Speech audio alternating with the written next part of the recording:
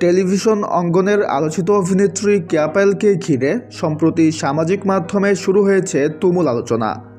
কিছু দর্শক তার অভিনীত নাটকের পোশাক ও চরিত্র উপস্থাপন নিয়ে সমালোচনা করছেন। তাদের মতে, কিছু দৃশ্যে কেয়া পায়েলের লুক ও অভিনয় তুলনামূলকভাবে বেশি সাহসী ছিল, যা নিয়ে বিতর্ক সৃষ্টি হয়েছে। এই বিতর্কের মাঝেই অভিনেতা খায়রুল বাশার একটি সাক্ষাৎকারে কেয়া পায়েলের কিছু অজানা দিক প্রকাশ করেন। তিনি জানান, কেয়া পায়েল বাস্তব জীবনে খুবই সংযত, দায়িত্বশীল এবং নিজের কাজের প্রতি ভীষণ নিষ্ঠাবান। প্রতিটি চরিত্রের জন্য তিনি আলাদা করে প্রস্তুতি নেন, চরিত্রের গভীরতা বোঝার চেষ্টা করেন এবং সেই অনুযায়ী নিজের লুক ও অভিনয়ের ধরন ঠিক করেন।